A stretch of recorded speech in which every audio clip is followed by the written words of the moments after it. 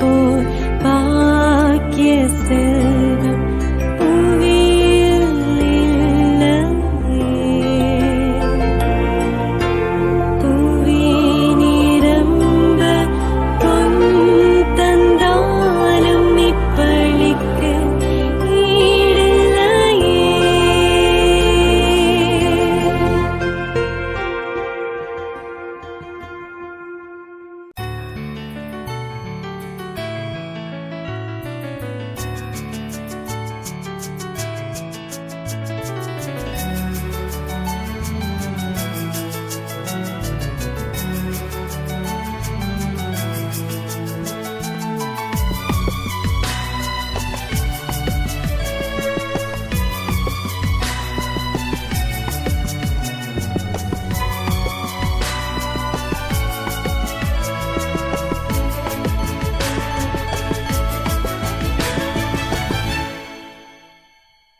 அழைக்கும் இறைவன் குரல் கேட்க ஆலயம் இறைவோம் வாருங்கள். அன்பின் சுவடுகள் பதித்திடவே இறை குலமாய் இணைந்து வாருங்கள். மீட்பினை நிதம் கண்டிட வான்தேவன் புகழ் பாடுங்கள். பாரெங்கும் அருள் சூழ்ந்திட தியாகத்தின் வழி கூடுங்கள். அழைக்கும் இறைவன் குரல் கேட்க ஆலயம் இறைவோம் வாருங்கள். அன்பின் சுவடுகள் பதித்திடவே இறை குலமாய் இணைந்து வாருங்கள்.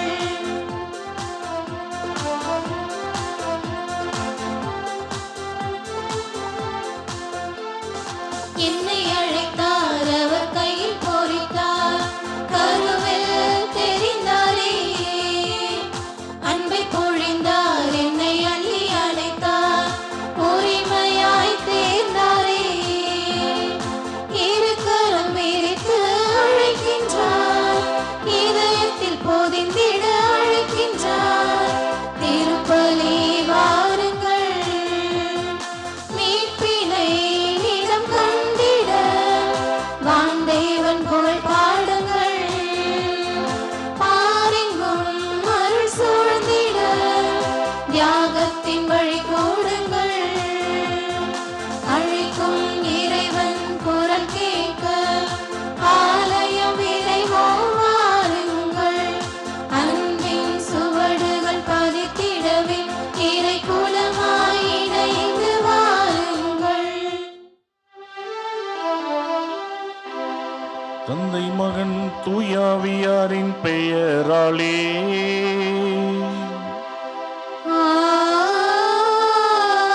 ஆமென்.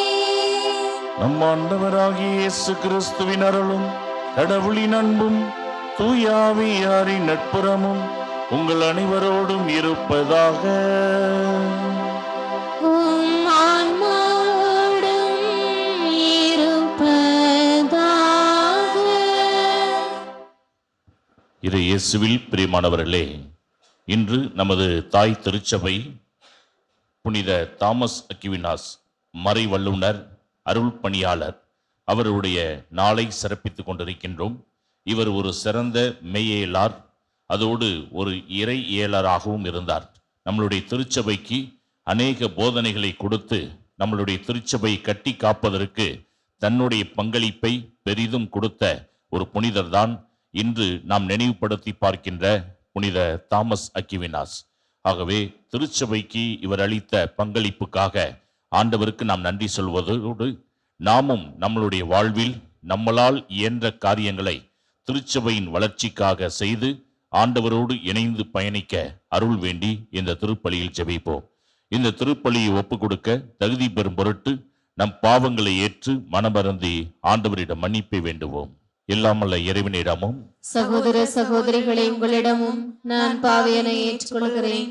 ஏனெனில் என் சிந்தனையாலும் சொல்லாலும் செயலாலும் கடமையில் தவறியதாலும் பாவங்கள் பல செய்தேன். என் பாவமே, என் பாவமே, என் பெரும் பாவமே. ஆகையால் எப்பொழுதும் கன்னியான புனித மரியாவையும் வான தூதர் புனிதர் அனைவரையும் சகோதர சகோதரிகளை உங்களையும் நம் இறைவனாகிய ஆண்டவரிடம் எனக்காக வேண்டிக் கொள்ள மன்றாடுகிறேன். எல்லாமல்ல இறைவன் நம் மீது இரக்கம் வைத்து நம் பாவங்களை மன்னித்து நம்மை நிலை வாழ்வுக்கு அழைத்து செல்வாராக. ஆமென். ஆண்டவரே இரக்கமாயிரும். ஆண்டவரே இரக்கமாயிரும். கிறிஸ்துவே இரக்கமாயிரும். கிறிஸ்துவே இரக்கமாயிரும். ஆண்டவரே இரக்கமாயிரும். ஆண்டவரே இரக்கமாயிரும்.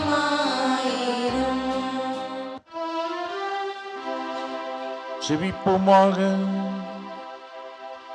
இறைவா, புனித தாமஸ் தூய வாழ்வை நாடுவதில் ஆர்வமும் மறைப்போதனைகளை கற்று அறிவதில் புகழும் பெற்று விளங்கச் செய்தீரே. அவர் கற்பித்தவற்றை நாங்கள் அறிந்து கொள்ளவும் அவரது வாழ்வை பின்பற்றவும் அருள்வீராக. உம்மோடு தூய ஆவியாரின் ஒன்றிப்பில் இறைவனாய் என்றென்றும் வாழ்ந்து ஆட்சி செய்கின்ற எங்கள் ஆண்டவரும் உம் திருமகனும் ஆகிய இயேசு கிறிஸ்து வழியாக உம்மை மன்றாடுகின்றோம்.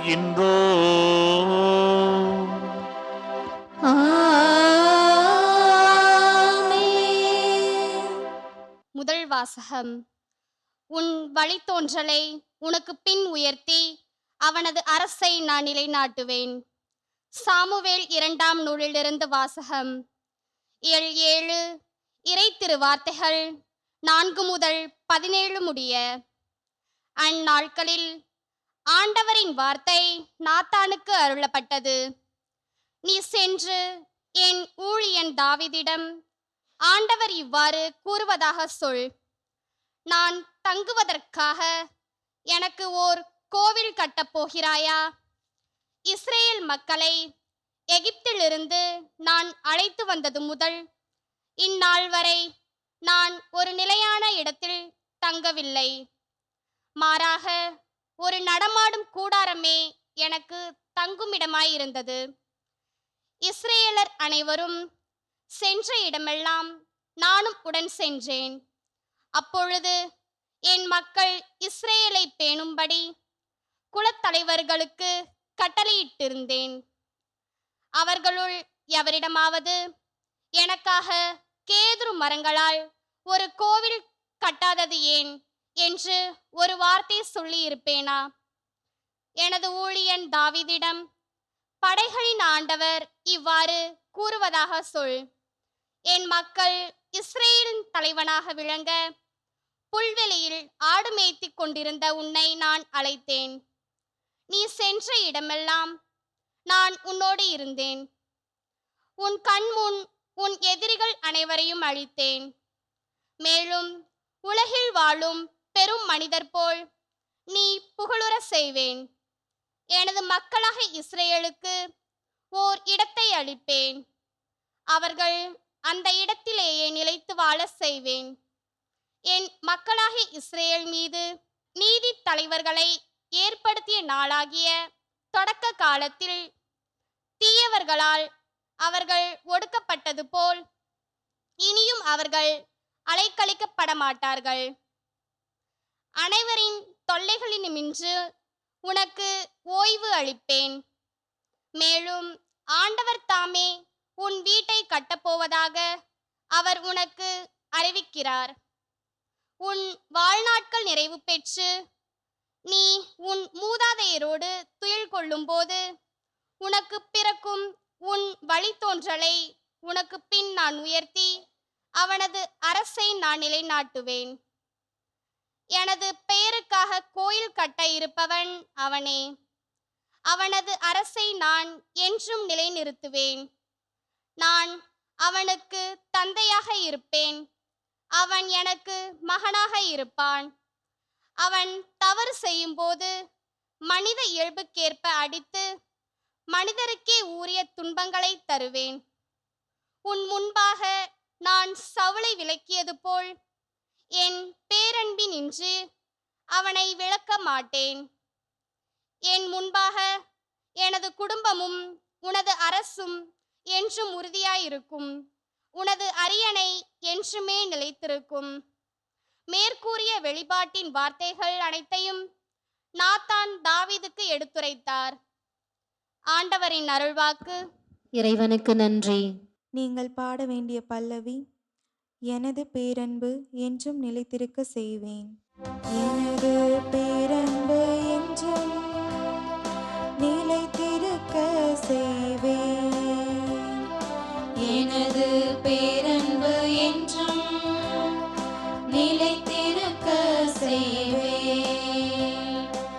எனது பேரன்பு என்றும் நிலைத்திருக்க செய்வேன். நான் தேர்ந்து கொண்டவனோடு உடன்படிக்கை செய்து கொண்டேன். என் ஊழியன் தாவீதுக்கு ஆணையிட்டு நான் கூறியது, உன் வழிமரபை என்றென்றும் நிலைக்க செய்வேன். உன் அரியணை தலைமுறையாய் நிலைக்க செய்வேன். எனது பேரன்பு என்றும் நிலைத்திருக்க செய்வேன். எனது பேரன்பு என்றும் நிலைத்திருக்க செய்வேன். நீரே என் தந்தை, என் இறைவன், என் மீட்பின் பாறை என்று அவன் என்னை அழைப்பான். நான் அவனை என் தலைப்பேறு ஆக்குவேன்.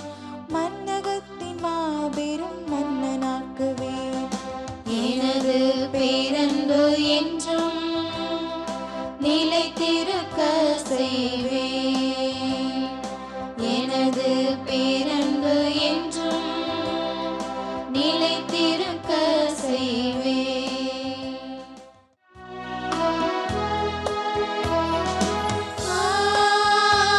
அல்லேலூயா, அல்லேலூயா, அல்லேலூயா,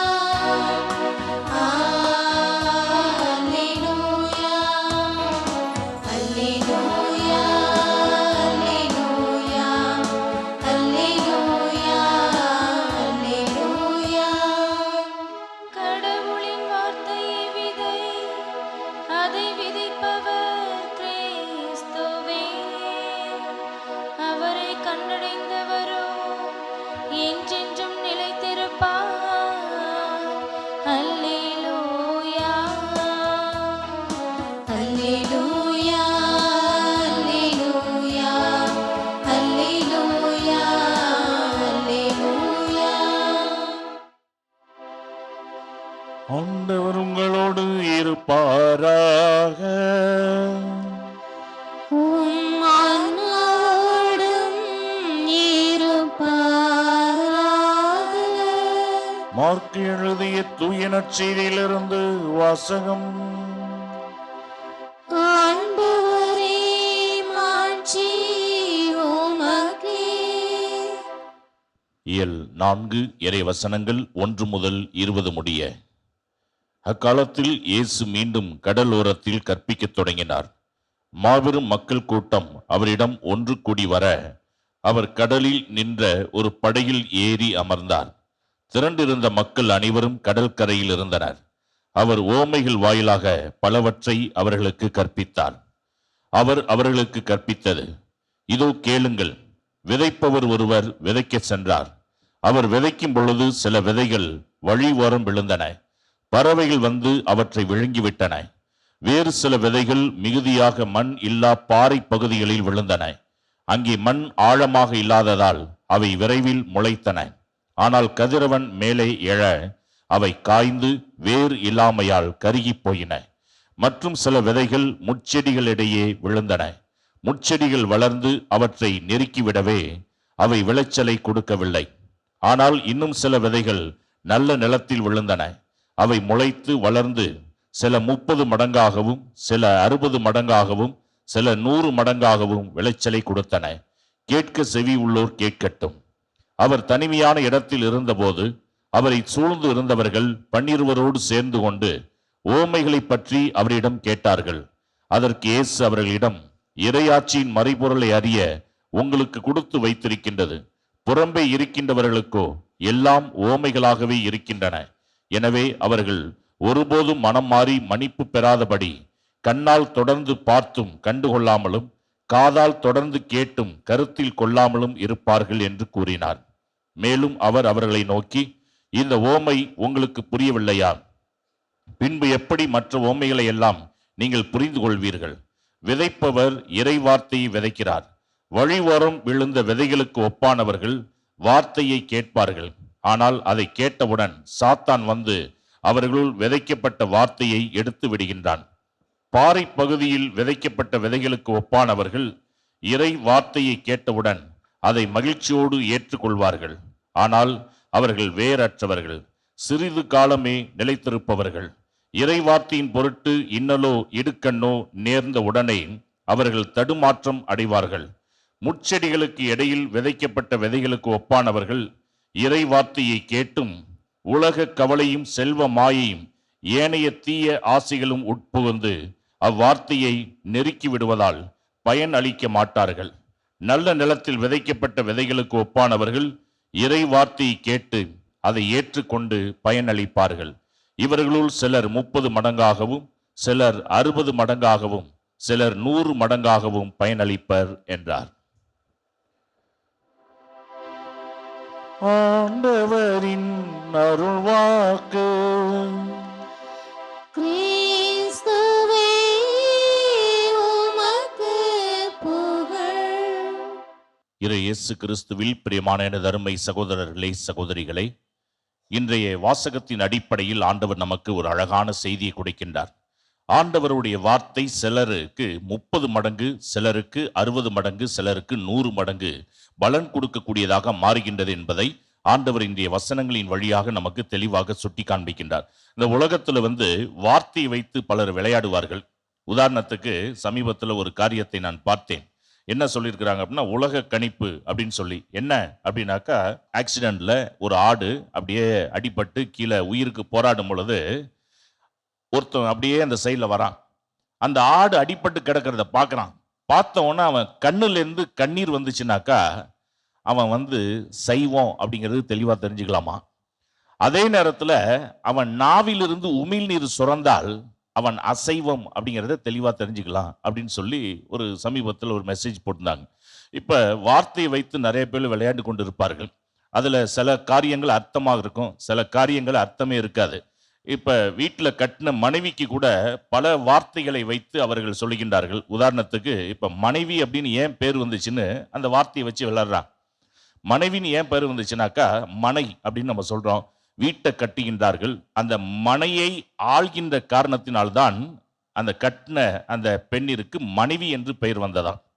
அப்ப இன்னொரு ஆள் கேட்கிறாரு, சரி துணைவின்னு ஏன் பேர் வந்துச்சு அப்படின்னு சொல்லி. அவர் சொல்றாரு, வாழ்க்கையில எல்லாரும் நம்மளை விட்டு போனாலும் நம்ம கூடவே துணையா வர்றதுனாலதான் அவளுக்கு பேர் துணைவி அப்படின்னு. சரி, அப்ப ஏன் பொண்டாட்டின்னு சொல்றாங்களே, அதுக்கு என்ன பேரு, அது ஏன் இப்படி வந்துச்சு அப்படிங்கிறப்ப, பக்கத்துல இருந்து கொண்டு பொன் நகைகளை வாங்கித்தான்னு ஆட்டி படைக்கிறதுனால அந்த பெண்ணிற்கு பொண்டாட்டின்னு பேர் வந்துச்சு. இப்படி வார்த்தையில சொல்றாங்க, பல காரியங்களை சொல்லுகின்றார்கள்.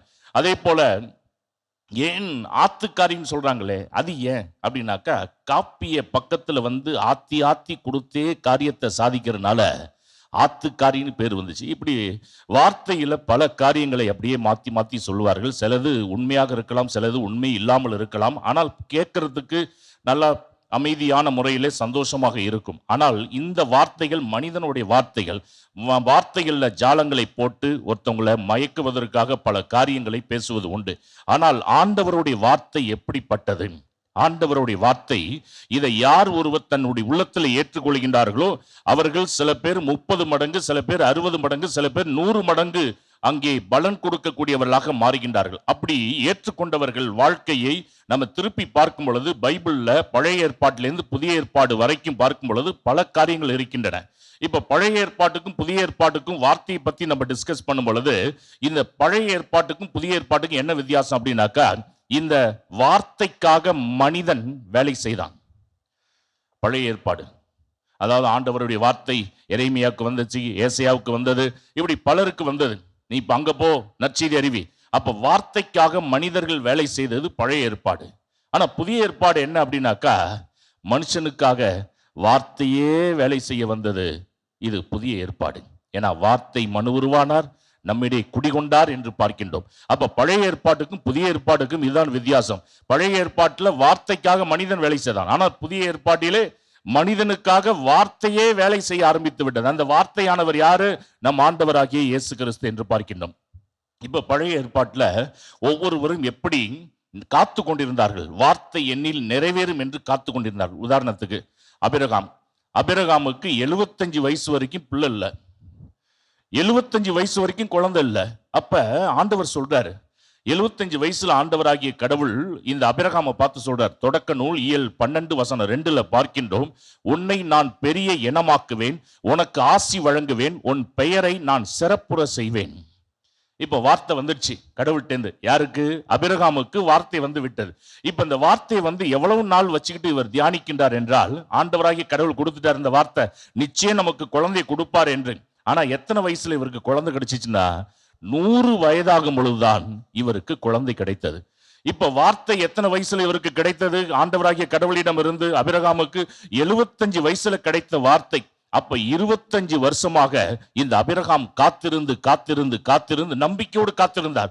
வார்த்தை வேலை செய்யும், ஆண்டவர் சொல்லி இருக்கிறாரு, இந்த வார்த்தை நிச்சயம் எனக்கு வேலை செய்யும் என்று 25 வருஷமா காத்திருந்தவர் 100 வயசுல ஒரு பிள்ளையை பெற்றெடுக்கின்றார் என்று பார்க்கின்றோம். அப்ப அபிரகாம், அதனாலதான் விசுவாசத்தின் தந்தை என்று அபிரகாமை நாம் அழைக்கின்றோம். அப்ப வார்த்தைக்காக அவர் காத்து கொண்டிருந்தார். இரண்டாவதாக நம்ம பார்க்கும் பொழுது ஈசாக்குக்கும் ரெபேக்காளுக்கும் திருமணம் ஆகுது. எத்தனை வயசுல? 40 வயசுல திருமணம் ஆகுது ஈசாக்குங்க ரெபேக்காக்கும். இப்ப அபிரகாம் வழியாக ஆண்டவராகி கடவுள் மீண்டும் ஒரு வாக்குறுதி கொடுக்கிறார். எங்க அப்படின்னா, தொடக்க நூல் இயல் 17:21 வாசிக்கின்றோம். ஆனால் சாரா உனக்கு அடுத்த ஆண்டு இதே காலத்தில் பெறப்போகும் ஈசாக்கிடம் என் உடன்படிக்கையை நிலைநாட்டுவேன் என்றார் என்று பார்க்கின்றோம். இப்ப இந்த வார்த்தை ஈசாக்கு பிறக்க போகின்ற ஈசாக்கிடமும் என் வார்த்தையை நான் நிறைவேற்றுவேன் அப்படின்னு ஆண்டவர் சொன்னாரு. இது ஆண்டவராகிய கடவுள் அபிரகாமுக்கு கொடுத்த வாக்கு தத்தம். இப்ப ஈசாக்குக்கும் இந்த ரெட்ட பிள்ளைகள் பிறந்தது. ஈசாக்குக்கு ரெபேக்காளுக்கு திருமணம் 40 வயசுல நடக்குது. ஆனா ரெட்ட குழந்தை பிறந்தது எப்ப அப்படின்னா, ஈசாக்குக்கு 60 வயசாக இருக்கும் பொழுதுதான் ரெட்ட குழந்தை பிறகுது. அப்ப இவர் எத்தனை வருஷம் காத்துக்கிட்டு இருந்திருக்கிறாரு? 20 வருஷம் காத்து கொண்டிருந்தார். அவங்க அப்பா 25 வருஷம், பையன் 20 வருஷம் காத்து கொண்டிருந்தார். அப்ப ஆண்டவருடைய வாக்கு வந்தது. அந்த வார்த்தை வெயிட்டிங், எப்படியாவது கிடைச்சிரும் அப்படின்னு ஒரு நம்பிக்கை. அந்த வார்த்தையை ஆண்டவர் போட்டு விட்டார் விதையாக.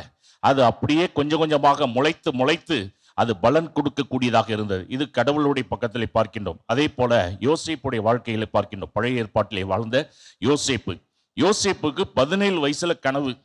என்ன கனவு அப்படின்னா, இவர் கூட பிறந்த சகோதரர்கள் எல்லாம் இவரை வணங்குவதை போல ஒரு கனவு. கூட பிறந்த சகோதரர்லாம் இவரை வணங்குறாங்க. இப்ப இதை கூட பிறந்த சகோதரர்கிட்டே சொல்றாரு, இந்த பாருங்க, நீங்களாம் என்னை வணங்குற மாதிரியே கனவு வந்துகிட்டு இருக்குது அப்படின்னு. அது ஜென்மத்திலே நடக்காதுன்னு சொல்லி யாரும் நம்பல. இவன் மேல வெறுப்பு, யோசேப்பு மேல வெறுப்பு. இவனை கொலை செய்யலான்னு பார்த்தாங்க. சகோதரனுடைய இரத்தப்பழி நம்ம மேல வந்துடக்கூடாதுங்கிறதுக்காக இவனை வித்து போத்திபார் வீட்டில இருந்து கடைசியில் அங்கிருந்து எகிப்தின் ஆளுநனாக மாறி விடுகின்றார். இந்த எகிப்தின் ஆளுநன், அப்ப இவங்க இருக்கிற இடத்துல பஞ்சம், அண்டி பிழைக்க அங்க போறாங்க. அப்ப தன்னுடைய கூட பிறந்த சகோதரன் எகிப்தின் ஆளுநன் என்பதை பார்த்து வியந்து, நேரடியா போய் நின்னோம்னா நம்மளை பழி வாங்கிடுவான்னு சொல்லி ஓட முற்படும் பொழுது யோசேப்பு அவர்களை மன்னித்து சொந்த சகோதரர்களுக்கு சாப்பாடு கொடுக்கிறார். இப்ப 17 வயசுல கண்ட கனவு இவர் வாழ்க்கையில எப்ப பழித்தது அப்படின்னாக்கா, இவர் 37 வயசுல எகிப்தின் ஆளுநனாக மாறுகின்றார். அப்ப இவரும் எத்தனை வருஷம் காத்துக்கிட்டு இருந்திருக்கிறார்னா, 20 வருஷம் காத்துக்கிட்டு இருந்திருக்கிறார் மனுஷன். அப்ப ஆண்டவர் கனவின் வழியாகவும் நேரடியாகவும் அவர் கொடுக்கிற அந்த வார்த்தை உடனடியாக வேலை செய்யவில்லை. ஆனால் கண்டிப்பாக அந்த வார்த்தை வேலை செய்யும் சொல்லி இவர்களெல்லாம் வெயிட் பண்ணி கொண்டிருந்தார்கள். அந்த வார்த்தை அவர்கள் வாழ்வில் வேலை செய்ய ஆரம்பித்தது. அவரவர்கள் நம்பிக்கைக்கு ஏற்ப 30 மடங்கு, 60 மடங்கு, 100 மடங்கு இப்படி பலன் கொடுக்கக்கூடியவர்களாக மாறினார்கள் என்று பார்க்கின்றோம். இறை இயேசுவில் பிரியமானவர்களே, ஆண்டவருடைய வார்த்தை நம்மிலே ஒரு விதையை போல ஆண்டவர் கொடுத்து கொண்டே இருக்கின்றார். இப்ப ஒரு விதை போடுகின்றோம். அந்த விதை வளர்றதுக்கு 2 காரியம் தேவை. ஒன்று தண்ணி, இன்னொன்று சூரிய ஒளி. இந்த சூரிய ஒளியும் தேவை, தண்ணி ஊற்றணும். ரெண்டும் இருந்தாதான் அந்த விதை வளரும். இப்ப ஆண்டவருடைய வார்த்தை நம் உள்ளத்திலே விதைக்கப்படுகின்றது. இப்ப அந்த விதை வளர்றதுக்கு 2 முக்கியமான காரியங்கள் என்ன அப்படின்னா தண்ணி. அந்த தண்ணி யார் தரா அப்படின்னா, ஒவ்வொரு நாளும் கோவிலுக்கு வரும் பொழுது நற்கருணையில் இருக்கின்ற ஆண்டவர் சொல்லுகின்றார், யாராவது தாகமா இருந்தா என்கிட்ட வரட்டும், நான் கொடுக்கிற தண்ணீரை குடிப்பவருக்கு என்றுமே தாகம் எடுக்காது.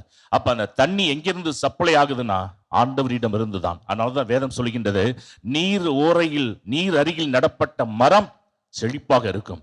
அப்ப அந்த இயேசு கிறிஸ்து தான் அந்த தண்ணீரை சப்ளை பண்றவர். போட்ட விதை இறை வார்த்தை. அப்ப இது வளர்றதுக்கு தண்ணி கிடைச்சிருது. இப்ப ஒளி எங்கிருந்து கிடைக்க வேண்டும்? அது வார்த்தையிலிருந்து தான் கிடைக்க வேண்டும். ஏனென்றால் இறை வார்த்தையை யார் ஒருவர் தினமும் படிக்கின்றார்களோ, அந்த வார்த்தையை தியானிக்கின்றார்களோ, ஏனென்றால் என் காலடிக்கு உன் வாக்கே விளக்கு. அப்ப அது என் வாழ்க்கைக்கு ஒளியும் அதுவே. அப்ப அந்த ஒளி வார்த்தை ஆண்டவர் இயேசு கிறிஸ்து நீர். அப்ப இந்த விதை நம்ம உள்ளத்துல போட்ட விதை நம்ம ஆன்மீகத்துல வளரணும் என்றால், அபிஷேகத்திலே வளர வேண்டும் என்றால், இந்த நற்கருணை பிரசனம் இறை வார்த்தை இரண்டும் நம்மளுடைய வாழ்க்கையில் இருக்க வேண்டும். இப்படி வாழ்க்கையிலே பல காரியங்களை சாதிப்பதற்கு அடிப்படையாக இருந்தது நம்மளுடைய திருச்சபையிலே நிறைய பேருக்கு இந்த இறை வார்த்தை தான். அதுல குறிப்பாக டாக்டர் ஜேம்ஸ் யங் சிம்சோன் அப்படிங்கிறவர், அவருக்கு இந்த வார்த்தை எந்த அளவுக்கு ரொம்ப உதவியா இருந்துச்சு அப்படின்னா, தொடக்கத்துலலாம் ஆப்ரேஷன் பண்றப்ப குளோரோஃபார்ம்ங்கிற மருந்து கண்டுபிடிக்காத காலம். இப்ப மருத்து போறதுக்காக கொடுக்கக்கூடிய ஒரு மருந்து தான் குளோரோஃபார்ம். சப்போஸ் இந்த இடத்துல ஆப்ரேஷன்னா கையை அறுக்கிறப்ப அந்த இடத்துல ஒரு இன்ஜெக்ஷன் போட்டாக்க மருத்து போயிடும், அறுத்தா கூட தெரியாது. இந்த மருந்து கண்டுபிடிக்காத காலத்துல எப்படி ஆப்ரேஷன் பண்ணியிருப்பாங்க, அறுவை சிகிச்சை பண்ணியிருப்பாங்க. அப்ப அறுக்கும் பொழுதே நிறைய பேர் உயிர் விட்டவர்கள் உண்டு, நிறைய பேர் இறந்து போயிருக்கிறாங்க. அறுக்கிறப்ப ஐயோ வலி தாங்க முடியலன்னு அந்த வலி தாங்க முடியாமலே செத்து போன ஆட்கள் நிறைய பேர் இருக்கிறாங்க. அப்ப இந்த டாக்டர் ஜேம்ஸ் யங் சிம்சோன் அப்படிங்கிறவர் ஒரு நாள் உட்கார்ந்து, அவர் ஒரு கிறிஸ்தவர், வார்த்தையை படித்து கொண்டிருக்கிறார், ஆண்டவருடைய வார்த்தை. அப்ப தொடக்க நூல் இயல் 2:21 அதை வாசிக்கின்றார். அதுல என்ன சொல்லப்படுகின்றது? ஆகவே ஆண்டவராகிய கடவுள் மனிதனுக்கு ஆழ்ந்த உறக்கம் வரச் செய்து அவன் உறங்கும் பொழுது அவன் விலா எலும்பு ஒன்றை எடுத்துக்கொண்டு எடுத்த இடத்தை சதையால் அடைத்தார். இப்ப ஃபர்ஸ்ட் ஆபரேஷன் யார் பண்ணியிருக்கிறா அப்படின்னா ஆண்டவராகிய கடவுள். எங்க அப்படின்னா பழைய ஏற்பாட்டுல யாருக்கு? ஆதாமுக்கு. ஒரு பெண்ணை உருவாக்கணும். பெண்ணை உருவாக்குறதுக்கு முன்னாடி இந்த ஆதாமுக்கு ஆபரேஷன் பண்ணணும்னா, விலா எலும்பு எடுக்கணும்னா ஆபரேஷன் தேவை. அந்த ஆபரேஷன் யார் பண்ணியிருக்கிறா? ஆண்டவராகிய கடவுள். எப்படி பண்ணியிருக்கிறாரு? ஆழ்ந்த உறக்கத்தை வரச் செய்து அவன் நல்லா தூங்கிட்டு இருக்கும் பொழுது அந்த விலா எலும்பு எடுக்கிறாருன்னு பாக்குறோம். அப்ப இப்பதான் இவருக்கு புலப்பட்டுச்சு, முழிச்சுக்கிட்டு இருக்கிறப்பல நம்ம போட்டு அறுத்துக்கிட்டு இருக்கிறோம், அவனுக்கு உசுறு போறது துடிச்சு செத்துக்கிட்டு இருக்கிறானே. அப்ப ஆண்டவர் செஞ்சிருக்கிறாரு, அந்த விலா எலும்பை எடுக்கிறதுக்கு முன்னாடி அவனுக்கு ஆழ்ந்த உறக்கத்தை வர வைத்திருக்கிறார். அப்ப ஆழ்ந்த உறக்கத்தை வர வைக்கிறதுக்கு நம்ம என்ன பண்ணணும் அப்படின்னு யோசிச்சு அவர் கண்டுபிடித்த ஒரு மருந்து தான் இந்த குளோரோஃபார்மாக இருக்கின்றது. அப்ப அவர்கிட்ட போய் பல மெடிசின்ஸ் அவர் கண்டுபிடிச்சிருக்கிறாரு. அவர்கிட்ட ஃபைனலா போய் அவர்கிட்ட ஒரு பேட்டி எடுக்கிறாங்க, நீங்க கண்டுபிடித்ததுல எது பெஸ்ட்னு நினைக்கிறீங்க அப்படின்னு. அப்ப அவர் சொன்னாரு, அவங்கெல்லாம் எதிர்பார்த்தது என்ன அப்படின்னா அந்த குளோரோஃபார்ம் தான் பெஸ்ட்னு சொல்லுவாருன்னு எதிர்பார்த்தாங்க. ஆனா அவர் அதை சொல்லவே இல்லை.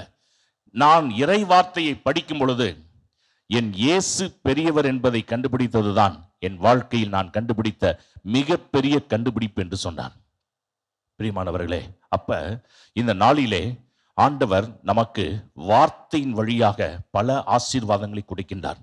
இந்த உலகிற்கே ஆசீர்வாதத்தை கொடுக்கிறதுக்கு இந்த வார்த்தை தான் உதவியாக இருந்தது. ஆபரேஷன்ல இன்னைக்கு வழி தெரியாம உயிர் போகாம ஆபரேஷன் பண்ணுவதற்கு இந்த வார்த்தை ஒரு ஆசீர்வாதமாக இருந்தது. இன்றைய முதல் வாசகத்திலே பார்க்கின்றோம், இந்த தாவீதுக்கு யார் வழியாக வார்த்தை வருகின்றது என்றால் நாத்தான் வழியாக வார்த்தை வருகின்றது. எப்படிப்பட்ட வார்த்தை அப்படின்னா, உன் குடும்பம் என் கண்ணு முன்னாடி என்னைக்கு நிலைச்சு நிற்கும், ஒரு பயலும் ஆட்ட முடியாது. அது கடைசி வரைக்கும் நிலைத்து நிற்கக்கூடியதாக இருக்கும். 40 வருஷம் தாவீது ஆட்சியில் இருக்கிறாரு, யாரும் அசைக்க முடியலையே. அப்ப இந்த ஆசீர்வாதம் வார்த்தை யாரிடம் வந்தது? ஆண்டவராகிய கடவுள் நாத்தானுக்கு கொடுத்தார். இந்த நாத்தான் தாவீதிடம் சொல்லுகின்றார். அப்ப ஆண்டவர் பேசக்கூடியவர், நம் கூட இருந்து நம்மை வழிநடத்தக்கூடியவர். இந்த சமீபத்தில் ஒரு காரியம், ஒரு மற்ற சமயத்தை சேர்ந்த ஒரு சகோதரர், அவங்க பையன் ஃபாரின் போயிட்டாரு. ஆனால் ஃபாரின் போனவர்கிட்டருந்து பதில் வரல, ஃபோன் வரல. கிட்டத்தட்ட 1 மாதம் போய் சேர்ந்துட்டேன்னு கூட அப்பாவுக்கு அவன் அந்த மகன் பதில் சொல்லலை. இவர் பயந்து போயிட்டார். போன பையன் ஒருவேளை அங்கேயே இறந்துட்டானா என்னன்னு தெரியலையே, ஏன் பதில் கூட அனுப்பலையே. ஏன்னா வேலைக்காக போன பையன், என்ன ஆச்சோ ஏதாச்சோன்னு. அப்பா அவர் என்னை தேடி வருகின்றார். வந்து, ஃபாதர், நான் ஒரு பிற மத சமய சகோதரன், ஆனால் என்னுடைய பையன் ஃபாரினுக்கு போயிருக்கிறான் வேலைக்காக, ஆனா போய் சேர்ந்துட்டேன்னு கூட அவன்கிட்ட பதில் வரல. இது இந்த நிலையில நான் என்ன பண்ணுன்னு தெரியல ஃபாதர். அப்ப நான் அவர்கிட்ட ஆண்டவருடைய வார்த்தைகள் அடங்கிய தோத்திரப்பலி புஸ்தகத்தை எடுத்து கொடுத்து நான் சொன்னேன், ஐயா, நீங்க வேற மத சகோதரர், உங்களுக்கு எப்படி ஜெபிக்கணும்னு தெரியாது. இந்த புக்கில் இருக்கிற இந்த வார்த்தைகளை டெய்லி காலையில 5 மணிக்கு எந்திரிச்சு வரிசையா சொல்லுங்க. ஒரு 300 1000 தோத்திரப்பலி புஸ்தகம், ஒரு நாளைக்கு 300 சொல்லுங்க. நிச்சயம் ஆண்டவர் உங்கள் விண்ணப்பத்தை கேட்டு பதில் கொடுப்பார். அவர் அதை வீட்டுக்கு எடுத்துட்டு போறாரு. காலையில 5 மணிக்கு முட்டி போடுறாரு. முட்டி போட்டு அந்த வார்த்தை சொல்லும் பொழுது அவங்க மனைவி வந்து திட்டுறாங்க, இது கிறிஸ்தவர்கள் சொல்லக்கூடிய ஜெபம், இதை எப்படி நீ சொல்லலாம்? அப்ப வீட்டுல சண்டை. வீட்டுல மனைவிக்கு தெரியாம அடுத்த நாள் இவருடைய நம்பிக்கையை பாருங்க. அவர் மொட்டை மாடிக்கு போயிருக்கிறாரு 5 மணிக்கு, முழங்கால் போட்டு ஒத்த கையில புஸ்தகத்தை வச்சுக்கிட்டு ஒத்த கையில டார்ச் லைட் அடித்து அந்த வெளிச்சத்துல அந்த ஜெபத்தை சொல்ல ஆரம்பிச்சிருக்கிறாரு. சொல்ல ஆரம்பிச்ச ஒரே வாரத்துல ஒரு அதிசயம். அவங்க பையன்கிட்ட ஒரு கடிதம் வருகின்றது. போன் பண்றான், அப்பா, எனக்கு வேலை கிடைக்கலன்னு சொல்லி இந்த 1 மாசமா தெரிந்து கொண்டே இருந்தேன். ஏன்னா வேலை கிடைச்சிச்சுங்கிற நல்ல விஷயத்தை தான் உங்கள்கிட்ட நேரடியாக முதல்ல போன்ல பேசணுங்கிறதுக்காக தான் போய் சேர்ந்தேன்னு கூட உங்கள்கிட்ட நான் சொல்லலை. ஆனா இந்த வாரத்துல எனக்கு வேலை கிடைத்து அங்க எனக்கு அட்வான்ஸாக 50,000 உங்க செலவுக்காக நான் அனுப்பியிருக்கிறேன், பெற்றுக்கொள்ளுங்கள். அந்த தந்தைக்கு அவ்வளவு சந்தோஷம்.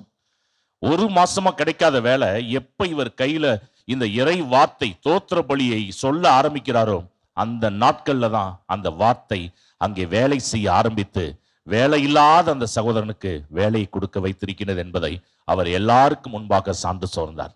பிரியமானவர்களே, ஆகவே வார்த்தை நமக்காக வேலை செய்கின்றது. இந்த வார்த்தையை நம்ம உள்ளத்துல ஏற்றுக்கொண்டோம் என்றால் அந்த வார்த்தை நமக்குள்ள வேலை செய்ய ஆரம்பிச்சா நம்ம வாழ்க்கை வளர்ச்சி பாதையை நோக்கி செல்லும். அப்படி செல்லும் பொழுது நம்ம 30 மடங்கு 60 மடங்கு 100 மடங்கு பலன் கொடுக்கக்கூடியவர்களாக மாறிவிடுவோம். அதற்கான அருளை இந்த திருப்பலியில் கேட்டு ஜெபிப்போம். ஆமேன். அன்புக்குரியவர்களே, நாம் கேட்பதற்கு மேலாக நம் ஆண்டவர் கொடுப்பார் என்ற நம்பிக்கையில் நம்மளுடைய விண்ணப்பங்களை விண்ணகத்தந்தை நோக்கி சமர்ப்பிப்போம். நல்ல ஆயன் நானே என்று மொழிந்த எம் அன்பு இறைவா, திரு அவையை வழிநடத்தும் தலைவர்களுக்கு தேவையான உடல் உள்ள ஆன்ம நலனை வழங்கிடவும், இறை மக்களை இறைவார்த்தையின் ஒளியில் நடப்பித்து இறை நம்பிக்கையில் வேரூன்ற செய்யும் தூதுவர்களாய் விளங்கிட துணை புரிந்தருள வேண்டும் என்று இறைவா உம்மை மன்றாடுகிறோம். ஆண்டவரே, எங்கள் மன்றாட்டை கேட்டருளும். இதோ உலகம் முடியும் வரை என்னாலும் நான் உங்களுடன் இருக்கின்றேன் என்று உறுதியளித்த என் அன்பு இறைவா, நாட்டை ஆளும் தலைவர்கள் நேரிய மனதோடு உழைத்து மக்களை நல்வழியில் நடத்திடவும், நாடுகளுக்கிடையே ஒற்றுமையும் சமாதானமும் நிலவவும், நடைபெறவிருக்கும் தேர்தலில் நாட்டை முன்னேற்ற பாதையில் வழிநடத்தக்கூடிய நல்ல தலைவர்களை தேர்ந்தெடுக்க தேவையான ஞானத்தையும் ஆசையையும் தந்து வழிநடத்த வேண்டும் என்று இறைவா உம்மை மன்றாடுகின்றோம். ஆண்டவரே, எங்கள் மன்றாட்டை கேட்டருளும். விண்ணும் மண்ணும் ஒளிந்து போகும், ஆனால் என் வார்த்தைகள் ஒளியவே மாட்டா என்று உமது வார்த்தையின் வழி எங்களை நல்வழிப்படுத்தும் எம் அன்பு இறைவா, வாழ்வு தரும் வார்த்தையாம் உம் வார்த்தைகளை மக்களின் மனங்களில் நாள்தோறும் விதைத்து விளைச்சல் காண மாதா தொலைக்காட்சி ஊடகம் வழியாக அயராது பணியாற்றும் அனைத்து ஒருங்கிணைப்பாளர்களுக்கும் உடலுள்ள ஆசி வழங்கி என்றும் அவர்களை உற்சாகத்தோடு பணியாற்ற தேவையான மன உறுதியையும் ஆற்றலையும் வழங்கிட வேண்டும் என்று இறைவா உம்மை மன்றாடுகிறோம். ஆண்டவரே, எங்கள் மன்றாட்டை கேட்டருளும்.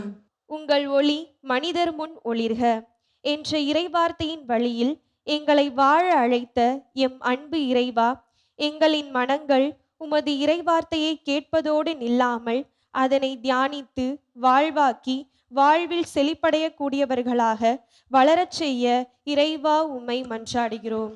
ஆண்டவரே, எங்கள் மன்றாட்டை கேட்டருளும். நம்முடைய தனிப்பட்ட தேவைகளுக்காக சிறிது நேரம் மௌனமாக மன்றாடுவோம். வரங்களை வாரி வழங்கும் வள்ளலாக இறைவா, உம்முடைய திருமுன்னிலையில் சமர்ப்பித்திருக்கின்ற அனைத்து மன்றாட்டுகளுக்கும் கனிவாய் செவி சாய்த்து எங்களை ஆசீர்வதிக்க வேண்டும் என்று எங்கள் ஆண்டவராய் கிறிஸ்து வழியாக உம்மை மன்றாடுகின்றோம். ஆமென். காணிக்கை தரும் நேரம் கடவுளே உம் திருமுன்னே அன்பென்னும் பலியாக அள்ளித்தரும் நேரம். காணிக்கை தரும் நேரம் கடவுளே உம் திருமுன்னே அன்பென்னும் பலியாக அள்ளித்தரும் நேரம். என்னை படைத்தேன், என்னை படைத்தேன், என்றும் என்றும் உந்தன் உகந்த காணிக்கையாய். என்னை படைத்தேன், என்னை படைத்தேன், என்றும் என்றும் உந்தன் உகந்த காணிக்கையாய். காணிக்கை தரும் நேரம் கடவுளே உன் திருமுன்னே அன்பென்னும் பலியாக அள்ளித்தரும் நேரம்.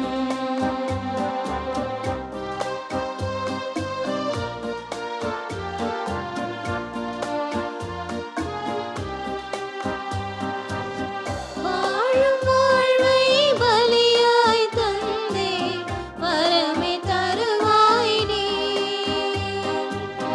வாழும் வாழ்வை பலியாய் தந்தே வரமே தருவாய் நீ. போதும் என்ற மனமே தந்து பொறுத்து கொள்வாய் நீ. போதும் என்ற மனமே தந்து பொறுத்து கொள்வாய் நீ. என் அன்பு தேவனும் நீ, என் வாழ்வின் ஜீவனும் நீ. என் அன்பு தேவனும் நீ, என் வாழ்வின் ஜீவனும் நீ. என் வாழ்வின் ஜீவனும் நீ.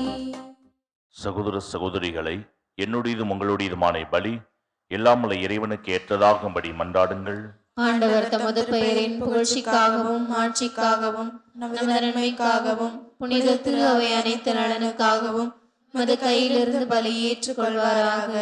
இறைவா, புனித தாமஸ் அக்வினாஸ் அவருடைய நினைவு நாளில் நாங்கள் உளம் கனிந்து செலுத்தும்படி உமக்கு உகந்ததாய் இருப்பதாக.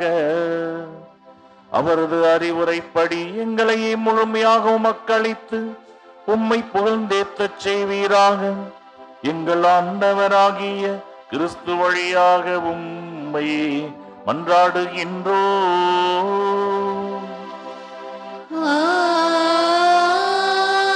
ஆமென். ஆண்டவர் உங்களோடு இருப்பாராக. உம் ஆன்மாவோடும் இருப்பாராக. இதயங்களை மேலே எழுப்புங்கள். ஆண்டவரிடம் எழுப்பியுள்ளோம். நம் இறைவனாகிய ஆண்டவருக்கு நன்றி கூறுவோம். அது தகுதியும் நீதியுமானது. ஆண்டவரே, தூயவரான தந்தையே, என்றும் உள்ள இல்லாமல்ல இறைவா, எங்கள் ஆண்டவராகிய கிறிஸ்து வழியாக என்னாலும் இவ்விடத்திலும் நாங்கள் உமக்கு நன்றி செலுத்துவது மெய்யாகவே தகுதியும் நீதியும் ஆகும். எங்கள் கடமையின் மீட்புக்குரிய செயலுமாகும். ஏனெனில் உம் புனிதர் வியத்தகு சாட்சியத்தால் உமது திரு அவை என்றும் புதிய ஆற்றல் பெற்று வளமடைகின்றது. இவ்வாறு எங்கள் மீது நீர் கொண்டிருக்கும் பரிவன்பை தெள்ளத் தெளிவாக காட்டுகின்றீர். மேலும் எங்களது மீட்பின் மறை நிகழ்வை நாங்கள் நிறைவேற்றுவதில் அப்புனிதரின் சிறப்பு மிக்க எடுத்துக்காட்டால் தூண்ட பெற்று அவரது தகுந்த பரிந்துரையால் என்றும் ஊக்கம் பெறவும் அருளுகின்றீர். ஆகவே ஆண்டவரை வானதூதர் புனிதர் அனைவரோடும் நாங்களும் சேர்ந்து உமது பெருமையை பறைசாற்றி முடிவின்றி பாடுவதாவது: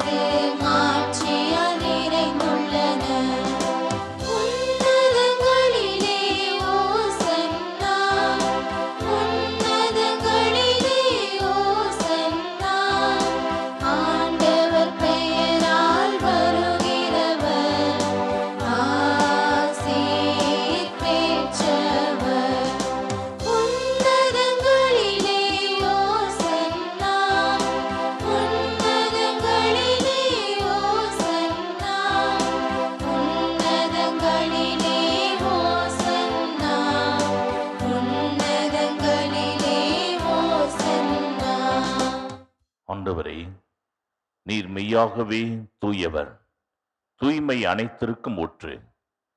ஆகவே உம்முடைய ஆவியை பொழிந்து இக்காணிக்கைகளை தூய்மைப்படுத்த வேண்டுகின்றோம். இவ்வாறு எங்கள் ஆண்டவர் இயேசு கிறிஸ்துவின் உடலும் இரத்தமுமாக எங்களுக்கு இவை மாறுவனவாக. அவர் பாடுபட உளம் கனிந்து தம்மையே கையளித்த போது அப்பத்தை எடுத்து நன்றி செலுத்தி அதை பிட்டு தம் சீடர்களுக்கு அளித்து கூறியதாவது: அனைவரும் இதிலிருந்து பெற்று உண்ணுங்கள், ஏனெனில் இது உங்களுக்காக கையளிக்கப்படும் என்னுடல்.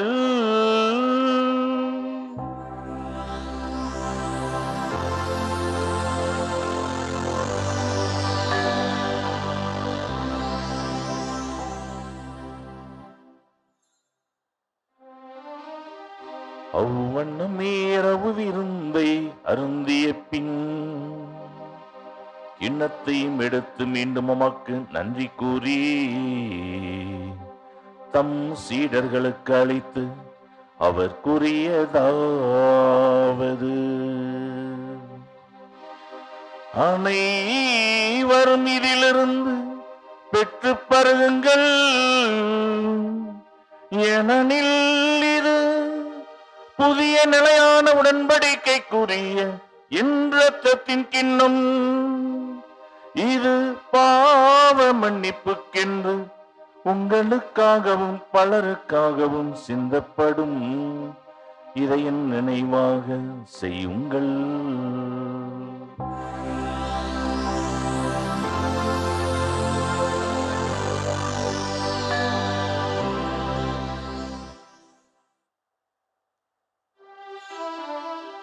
நம்பிக்கையின் மறை பொருள்.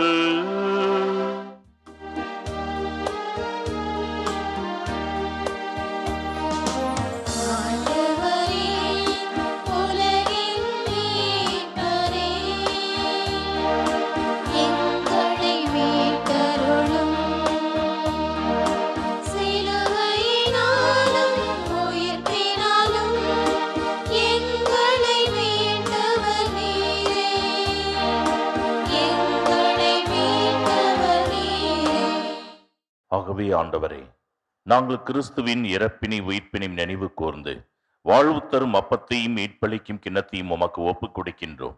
உம் திருமுன் உமக்கு ஒழியும் புரிய தகுந்தவர்களை நாங்கள் ஏற்றுக்கொண்டீர். எனவே உமக்கு நன்றி செலுத்துகின்றோம். மேலும் கிறிஸ்துவின் உடலிலும் இரத்தத்திலும் பங்கு கொள்ளும் எங்களை தூய் ஆவியார் ஒன்று சேர்க்க வேண்டும் என உம்மை தாழ்மையுடன் மன்றாடுகின்றோம். ஆண்டவரே, உலகெங்கு பரவிருக்கும் ஒரு திரு அவை நினைவு கூர்ந்தருளும். எங்கள் திருத்தந்தை லியோ, எங்கள் ஆயர் ஜீவானந்தம், எல்லா திருநிலையினர் ஆகிய அனைவரோடும் உமது திரு அவை அன்பில் நிறைவு பெற செய்தருளும். இன்றைய திருப்பலியில் இதயா கல்லூரியில் இருக்கின்ற அனைத்து அருள் சகோதரிகளையும் இந்த நாளில் ஒப்பு கொடுத்து செபிக்கின்றோம். இவர்களை உம்முடைய தூய ஆவியின் வல்லமையினால் நிரப்பவும், இந்த இதயா கல்லூரியில் பயிலுகின்ற அனைத்து மாணவிகள், பயிற்சி கொடுக்கின்ற இருபால் ஆசிரியர் பெருமக்கள், பணியாளர்கள் யாவரையும் உம்முடைய திரு சன்னிதானத்தில் இணைத்து ஜெபிக்கின்றோம். இந்த வளாகத்தையும் இந்த கல்லூரியையும் முழுமையான ஆசீர்வாதத்தால் நிரப்பி வளர்ச்சி பாதையை நோக்கி இந்த கல்லூரி பயணிக்க எல்லோரும் சிறப்பாக ஒத்துழைப்பு கொடுக்க நீர் ஆசீர்வாதத்தால் நிரப்புவீராக. மேலும் இந்த திருப்பலிக்கு உபயம் செய்தவர்கள் ஒவ்வொருவரையும் உம்முடைய தூய ஆவியின் வல்லமையினால் நிரப்பும். மேலும் உயிர்த்தலும் எதிர்நோக்குடன் துயில் கொள்ளும் எங்கள் சகோதர சகோதரிகளையும் இறந்தோர் அனைவரையும் இரக்கத்துடன் நினைவு கூர்ந்து உமது திருமுக ஒளியினுள் ஏற்றருளும். எங்கள் அனைவர் மீதும் இரக்கமாயிரும். கடவுளின் கன்னித்தாயான புனித மரியா, அவருடைய கணவரான புனித யோசேப்பு, புனித திருத்தூதர்கள், இவ்வுலகில் உமக்கு உகந்தவராய் இருந்தோர் ஆகிய புனிதர் அனைவருடனும் நாங்கள் நிலை வாழ்வில் பங்கு கொள்ளும் தகுதி பெற்று உம் திருமகன் இயேசு கிறிஸ்து வழியாக உம்மை புகழ்ந்தேத்து மரமரல உம்மை மன்றாடுகின்றோம். இவர் வழியாக இவரோடு இவரில் எல்லாம் வல்ல இறைவனாகிய தந்தையே, தூயாவியாரின் ஒன்றிப்பில் எல்லா புகழும் ஆட்சியும் என்றென்றும் உமக்கு உரியதே.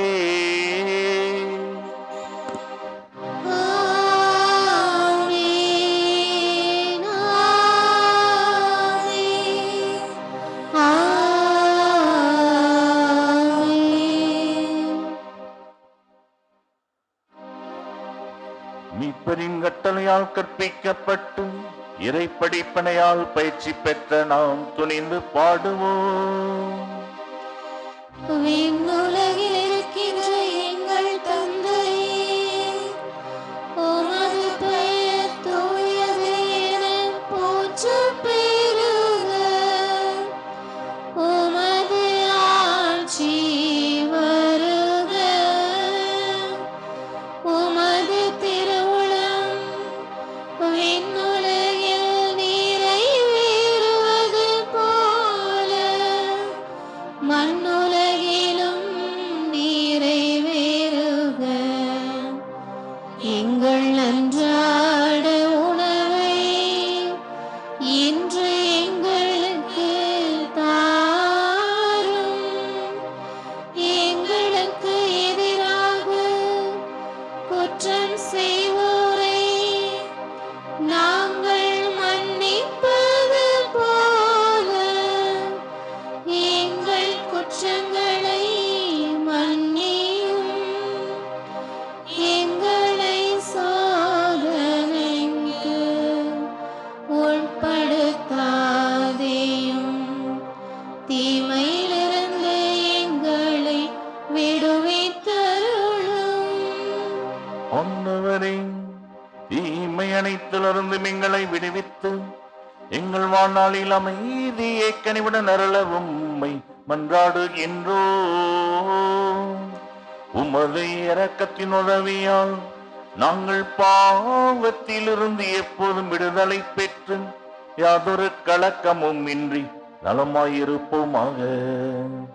நாங்கள் இது நோக்கியிருக்கும் பேரின்பத்திற்காகவும் இம்மீட்பராகி இயேசு கிறிஸ்துவின் வருகைக்காகவும் காத்திருக்கின்றோம். ஏனெனில் ஆட்சியும் வல்லமையும் மாட்சியும் என்றென்றும் உமதே. ஆண்டவரே இயேசு கிறிஸ்துவே, அமைதியை உங்களுக்கு விட்டுச் செல்கின்றேன், என் அமைதியையே உங்களுக்கு அளிக்கின்றேன் என்று உம் திரு தூதர்களுக்கு மொழிந்தீரே.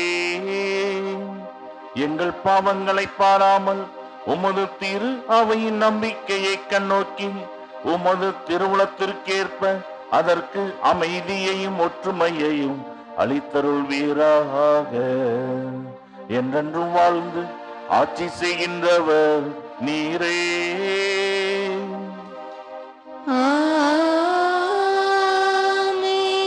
ஆண்டவருடைய அமைதி உங்களோடு என்றும் இருப்பதாக. உம் ஆன்மாவோடும் இருப்பதாக. ஒருவருக்கொருவர் அமைதியை பகிர்ந்து மகிழ்வோம்.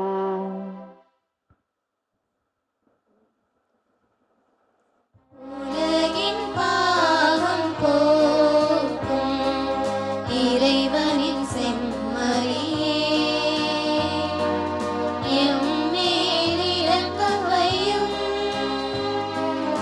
உலகின் பாவம் போக்கும் இறைவனின் செம்மறியே, எம்மேல் இரக்கமையும். உலகின் பாவம் போக்கும் இறைவனின் செம்மறியே, எமக்கு அமைதி அருளும், எமக்கு அமைதி அருளும். இதோ இறைவனின் செம்மறி, இதோ உலகின் பாவங்களை போக்குகின்றவர். செம்மறியின் விருந்துக்கு அழைக்க பெற்றோர் பேறு பெற்றோர். ஆண்டவரே, நீர் என் இல்லத்தில் எழுந்தருள நான் தகுதியற்றவள். ஆனால் ஒரு வார்த்தை மட்டும் சொல்லியருளும், எனது ஆன்மா நலமடையும். கிறிஸ்துவின் திருடலும் திருரத்தமும் நம்மை காத்து நிலை வாழ்வுக்கு அழைத்து செல்வதாக. ஆமென்.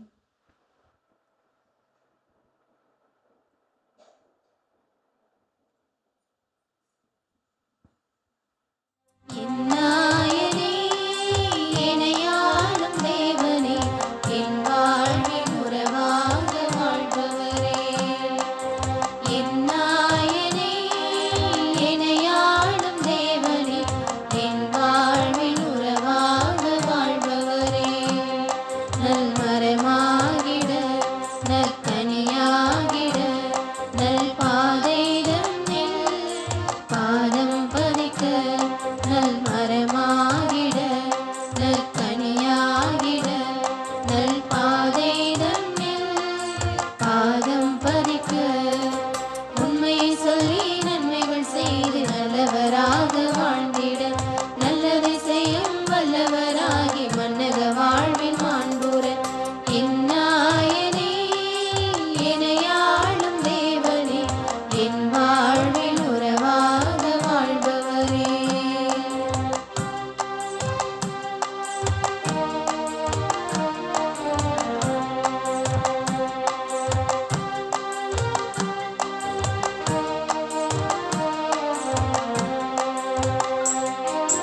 மாறா காயம் மாற செய்து அழகு செய்பவா, அறியா பாவம் அறிந்த பிறகு வருந்த செய்பவா.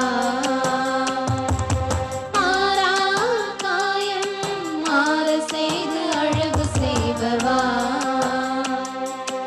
அறியா பாவம் அறிந்த பிறகு வருந்த செய்பவா.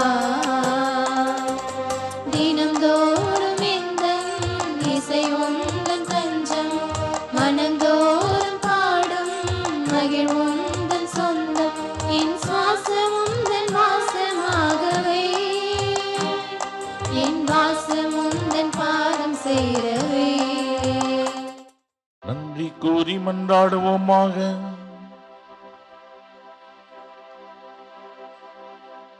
ஆண்டவரை உயிருள்ள அப்பமாகிய கிறிஸ்துவினால் ஊட்டமளித்தவர்களுக்கு ஆசிரியராகிய அதை கிறிஸ்துவினால் முழுமையாக கற்றுத் தருவீராக. அதனால் புனித தாமஸ் அக்வினாஸ் இவருடைய நினைவு நாளில் அவர்கள் உமது உண்மையை அறிந்து அதை அன்பில் செயல்படுத்துவார்களாக. எங்கள் ஆண்டவராகிய கிறிஸ்து வழியாக உம்மையே மன்றாடுகின்றோம்.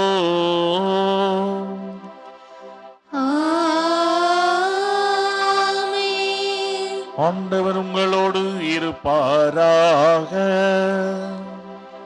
உம் ஆன்மாவோடும் இருப்பாராக. எல்லாம் வல்ல இறைவன் தந்தை மகன் தூயாவியார் உங்கள் அனைவரையும் ஆசீர்வதிப்பாராக.